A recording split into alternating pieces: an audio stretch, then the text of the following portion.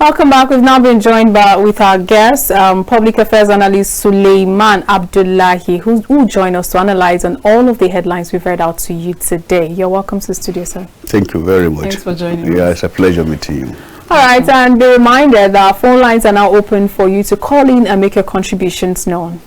You're welcome once again, Mr. Suleiman. Thank you very much. Let's talk about the most important issue that's been biting hard on all Nigerians. There's this headline on the Punch newspaper that says NNPCL ends fuel imports December 2024. They project 4.5 trillion naira revenue. Now, they're supposed to end fuel importation, according to them, by 2024. And there've always been conversations since September of Dangote Refinery coming on board to ease the impact of the fuel subsidy removal. And here we are talking about importation ending by 2024. By January 2024, there will be no importations anymore. But we've had to linger on. We're expecting refineries to come up August, September, October. We're in November. And there are also speculations of fuel scarcity, and people are beginning to hoard whatever they have. Some have even started panic buying, as it is the custom when it comes to festivity approaching. What do you make of all of this? Quite interesting.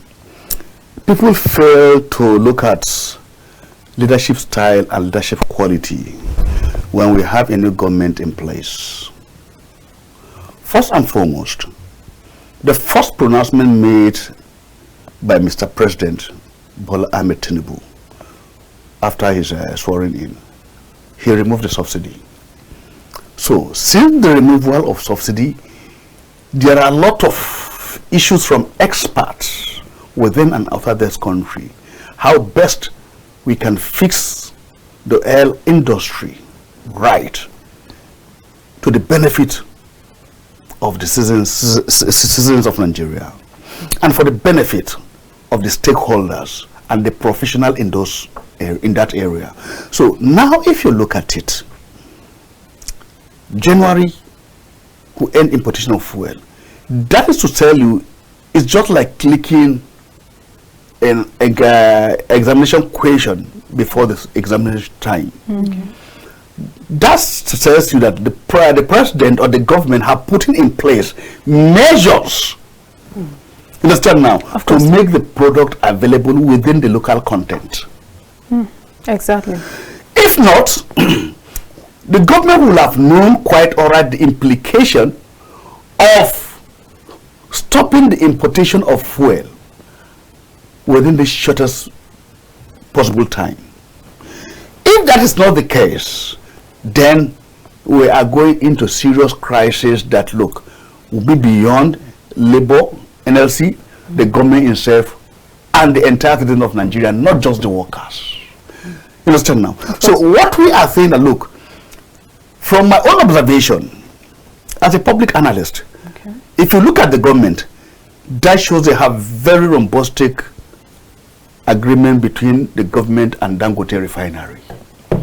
That tells you that, look, Dangote, you must start refining this product within the local content of your refinery, so period. Exactly. And if you will give us what we need within this period of time, the government will know that, look, as from January, before January, we start refining this product, and we will have the refined product in the market, so that the government will now focus on what?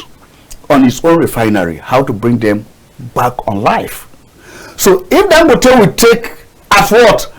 As short-term measures within 6 months to give the Nigerians what they want, the product within 6 months, Nigeria now, the government now will fix its own refinery in order so that there will be healthy competition between the private refinery and the government refinery.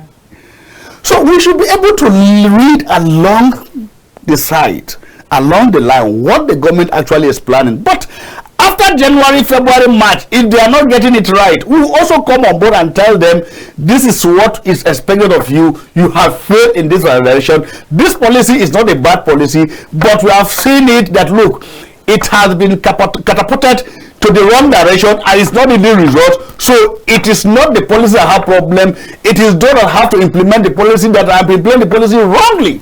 Now, looking at the importations, I like the fact that you're talking about the policy. Now, looking at the facts that we always have to import for us to have what we're consuming. And now the dollar has increased, the naira is getting weaker and weaker by the day, which means that the purchasing and the landing cost and everything gets to increase, even though the price of fuel has stayed static. Which simply means that some way, somehow, subsidy is still infused, either partially or fully. So at this point, do you think that this is a case of leaping before looking with this policy? The problem here, if you critically observe it, look, the naira is getting weakened every day, and the dollar is appreciating ahead of the dollar. So the only thing you need to do to stop what? Because the major product we have in Nigeria for foreign exchange is what? Is this crude oil? Yes. Is this product? So, and this is your product, and if your naira is getting weak against the dollar every day, that shows every day the price here in the market in the within Nigeria will be continue to, or will be increasing every day in, day out. Of course. So the only thing you have to do now, look, let's start refine our product within Nigeria and give it to our market, so we can do whatever we want to do it. It's our product. I can decide to say to Dangote refinery, look, now we'll give you maybe, for example, 20 naira per barrel. You understand now? So you refine and bring everything within maybe 10 naira. You sell now to the people, let's say 35 naira per barrel or per liter. Finish. So at the end of the day, the product will be forced to look at it is within the local content, and there's nothing like dollar again in this transaction. What we are doing is within naira cycle. Of course. So your naira will get appreciated, and the major market, and look, what the market you have within the nation is what we are going to use to transact outside the nation. So what we are saying here, that if you are selling a barrel of oil here in Nigeria, for example, 300 naira. So what we are saying, that look, you don't need to use 600 naira to buy, or 500 to buy a barrel of oil that will be imported to you from outside from by some client. So what is just needed, look, in this aspect, you are not longer dealing with dollar, and definitely your naira will appreciate against dollar. Because the demand for dollar here will be more, will be less, will be far lesser than what you used to have before. So the rush for the demand of dollar in what? In international transaction weakens your naira every day. So now you need to power your naira against the dollar. And how do you do it? You look at what is the major product that bring the exchange between naira and dollar is the crude oil. Okay, so the NNPCL boss, that's Kyari, he said that once the Port Harcourt refineries are being repaired, that's undergone repair, it will be privatized. Now my question is, if this refinery gets privatized, will it have a negative or positive impact in Nigeria concerning this panic buying? You see, let me tell you, earlier with this government, I said one thing they should do. They are taking of palliative measures. You don't need anything like palliative measures. Okay. The palliative measures, look, Nigerians we are not longer in that system whereby they give you rice, beans, no! That's what palliative measures. Sell this refinery, privatize them even as they are now. Sell the full refinery, add money to it, the money you are using before, as far as subsidy, add to what you get. For example, if the money of subsidy is 1 trillion a year, and now you have this full refinery for what? For example, maybe 2 trillion, add it together, give it 3 trillion. You give 3 trillion, source for loan within the local content, build 2 new refineries of Dangote standard. Okay. You understand now? 2 refinery, then you have that standard of Dangote 2, making 3, and you still have your 4 old refineries that are sold out to the private sector that they will be managed by this in enterprises. So by what you are saying, you have 7 refineries working. The old you sold out to individual. The Dangote on the new 3 you have. So here you have 8 refineries working. So there will be healthy competition. The product will be there for everybody. There will be no need for any panic buying. There will be no need for scarcity. No need for any presentation to give complaint. It will be a product like you have Gary in the market. Everybody can go and buy as well. Well, you know what amazes me the most is the fact that Nigerians have been clamoring for a refinery local refinery.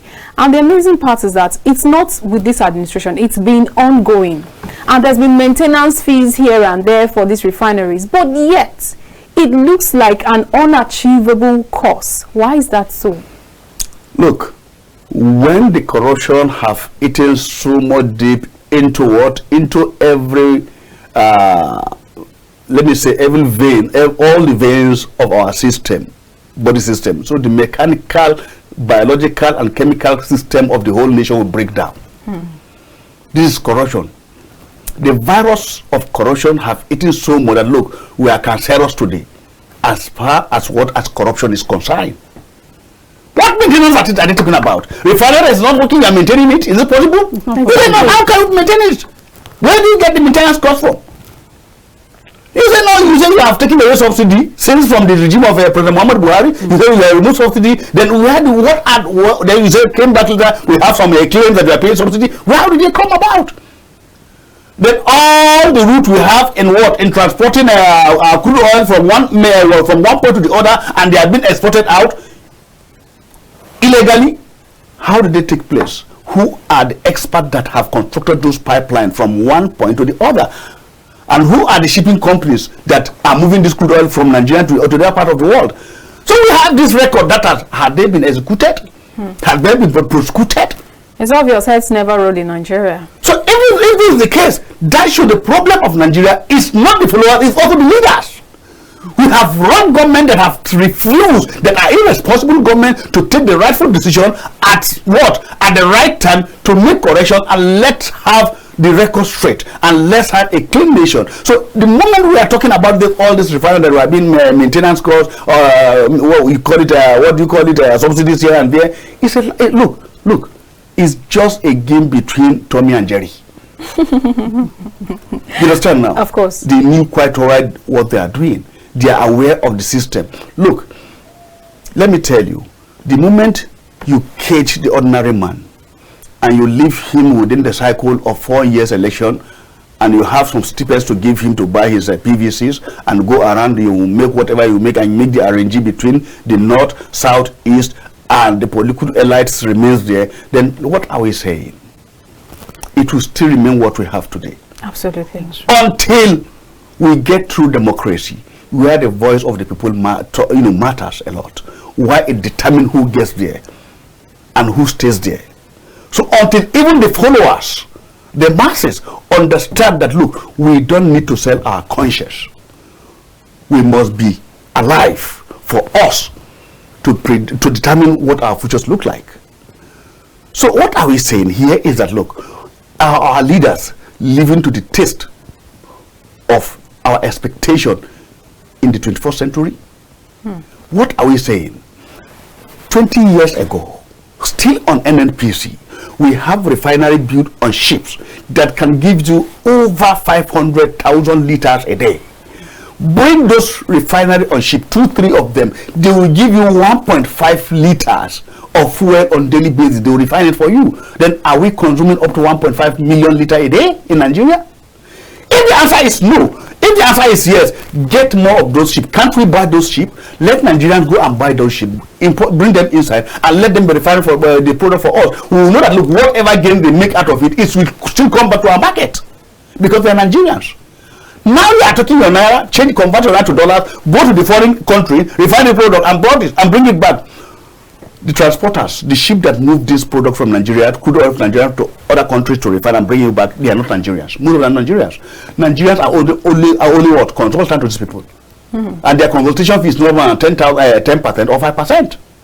And look at the billions of dollars you are spending, and Nigerians are only making a stipend out of it. 10%. 10%, 5%. Understand now? And by the time they go there, what they only bring back to you is what? Is impossible product. Kerosene, diesel, and petrol finish. And they get more than 9 products from this crude oil. Out of it, they get the jelly they use. They have a lot of product they get out of it. They still import it and sell it back to us.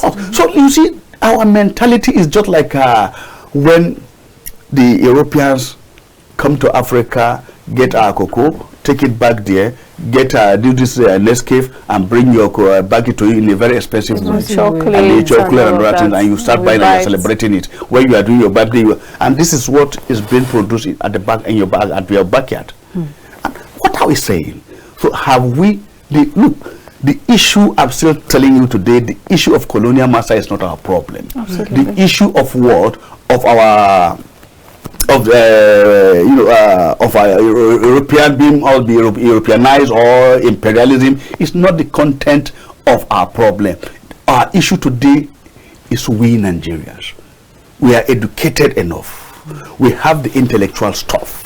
We have the structural ability to redefine our way of life. But if we have refused to do the right thing and we still blame the Europeans, we still blame the colonial masters, you understand now? It tells them that, look, these people are still what they are where we left them. Absolutely. I think we tend to always even exhibit that the moment we even tend to talk down on ourselves. Now let's go to some political stories on the papers this morning. We have aftermath of CDS allegation. FG orders prison warders probe over Boko Haram inmates, promises new welfare package for paramilitary. You know, just a few days ago, we had all of the chief of staff actually speak at the plenary and talking about some of the security issues and challenges that is bedeviling the nation. And part of the things that I caught that the chief of army staff complained about is the fact that when they arrest a suspect, eventually the judiciary lets them go on a bail. Maybe they give them some amount of money for a bail and then they are out. And then the chief of defense staff also claimed that some of the prison warders could have some sort of relationship with the inmates that have been arrested, the Boko Haram inmates. And all of this actually shows that the situation of the country, the security situation is beyond just them working now. There's some sort of leakage somewhere that is actually bringing about all of these issues, that it looks as though insecurity would never end in the nation. And they also talked about the fact that there is no enough motivation for the men on ground. And the chief of the AIG also complained. He said there is one police to over 1,000 citizens, as against other crimes where the rule is 1 to 400. So, which means that their men are also overlabored. What do you make of all of this? I will take a clue from your statement. You mentioned this word leak. There's a leakage or a gap in our judiciary system that is giving room for all these issues that I will call them legally unprofessional. If you look at it, we said a justice delay is a justice denied. A criminal has been caught and follow the due process. Maybe you send him to prison and he faces trial in the court. The court will continue to put him in the prison for what? For 1 year, 2 years before the final judgment. Before the final judgment, even the criminal will have forgotten the crime he has committed.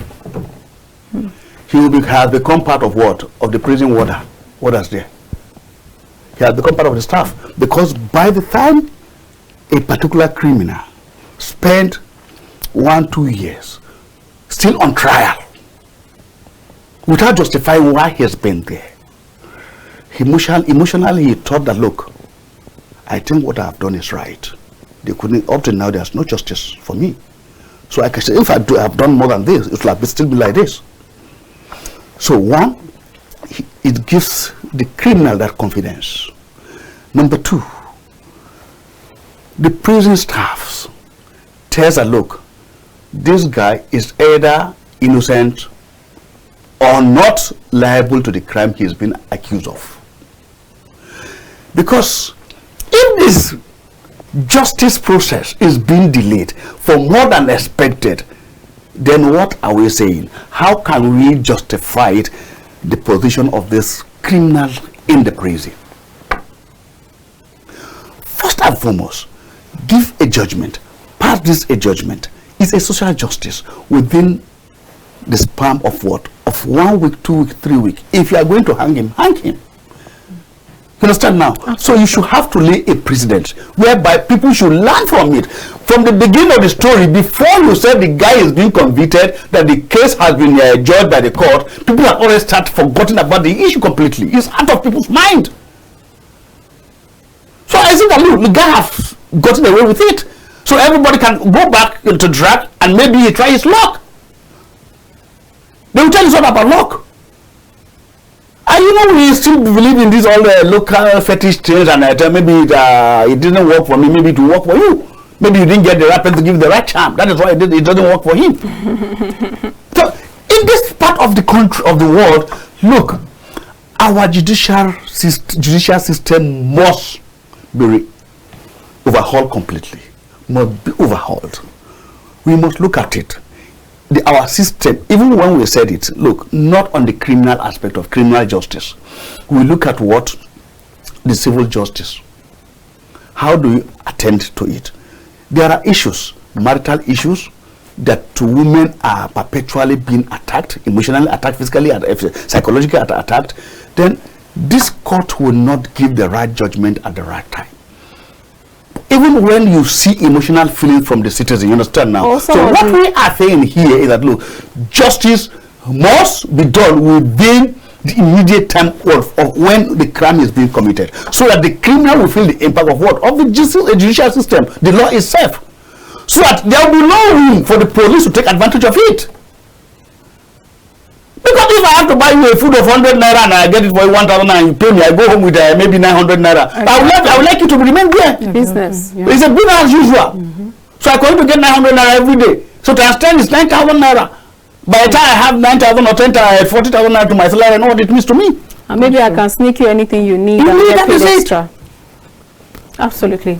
But then, because you talked about the judiciary and the fact that they take too long and some of their delivery of justices, I think I saw an headline because you mentioned women now. That's why I want to talk about this. They said sexual harassment now attracts 7 years jail term. But what I'm wondering is, some of these jail term they talk about, they tend to attach fines to them, and these fines come off as an easy pay fine. Why is that so?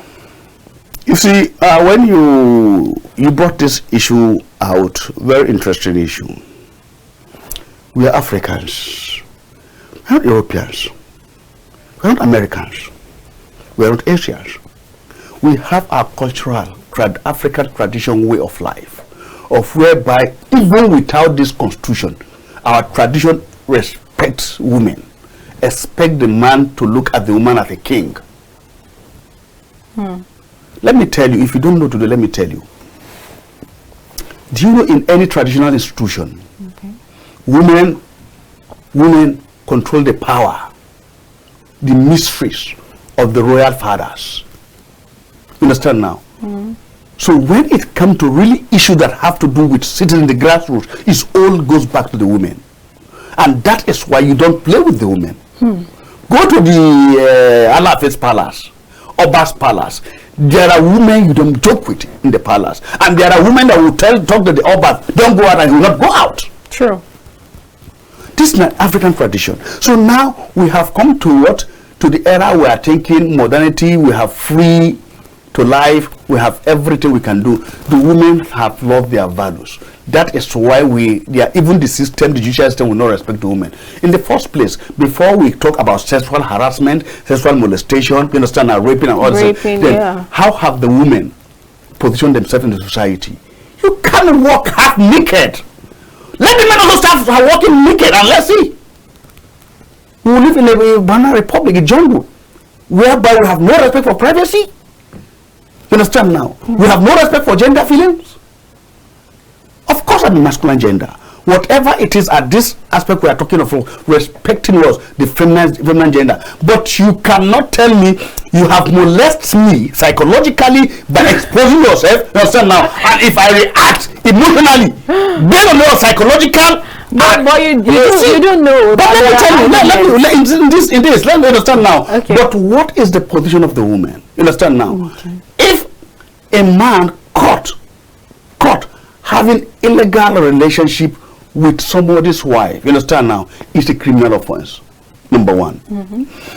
If an adult assault a minor is a criminal offense. You understand now? Absolutely. But when there is direct or indirect agreement, relationship between male and female, if the female felt that, look, I have not gotten what I want, you call it sexual molestation, that should the justice have to look at it critically. You know what I'm saying now? Very well. So, very well. Look, let me tell you, relationship between a boss and a secretary, for example, in the office, when she serves the boss his tea, maybe snacks, and she walked half naked, you understand now, with a lot of body language, attracting his sense of what? Of relationship. And the man suddenly felt, look, let me respond, you understand now, to her, even though it's illegal. The question of legal or illegal will be out of it, because now we are talking of what? Male and female relationship. Well, you do know that. No, in this aspect, you come back to fault the boss, but forgetting that this lady lured him, into it. But those are exceptional cases, because not all the time that women get to lure men. Let's quickly take this call. Hello, good morning. Hello, good morning. Good morning, Mr. Akim. You're welcome to the press. Good morning. Yeah, thank you. Thank you for the recognition of my voice and the name. Okay. Please have a conversation. Yeah, thank you. I want to portray your analyst. And sorry, now you're laughing. Sorry for the female, okay? But yes. Okay. But the truth, yes. It sounds like you're not to bash us, but we're here for you. I'm not going to be partial. Okay. The truth of the matter is that we are Africa, okay? Okay. And this issue of sexual harassment and whatever you want to call it, I want to bet you 80% of the cost comes from the women. Look, we are not European, we are not Americans. I'm sorry, you have a decent dress, this one that I can see, okay? At least it's decent. But you will see before you someone wearing something that almost you see even a vagina. I'm saying it clearly, yes. So a man is easily convinced we are powerless when it comes to that area. So are you now expecting me as a man, when you expose yourself and I have that opportunity and I let you go like that? So let's not deceive ourselves. Okay.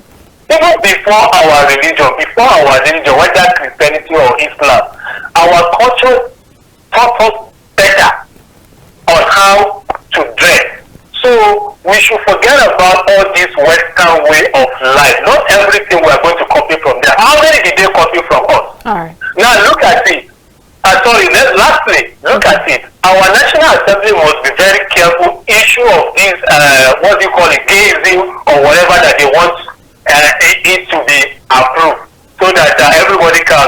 So, you know, they want their own culture on us, which doesn't make any sense. So the issue is that we have to get back to our normal culture. All right.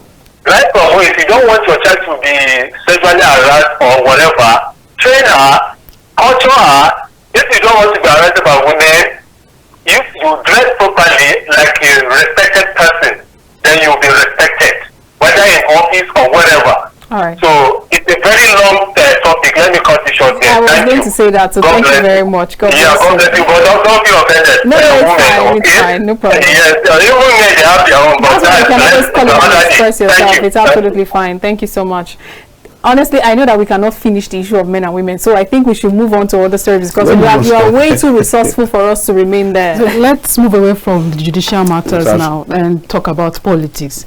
Yeah, concerning the litigation, incessant litigation about the election that has happened in Nigeria, especially the just concluded gubernatorial election.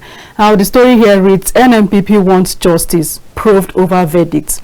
And it says, challenges judgment on Kano governorship at Supreme Court. Anxiety as APC NNPP fix protest for Saturday. Now, my question is this. Why can't we have a free and fair election in Nigeria? Must our electoral processes undergo litigation and petition all the time? This is a very sensitive question.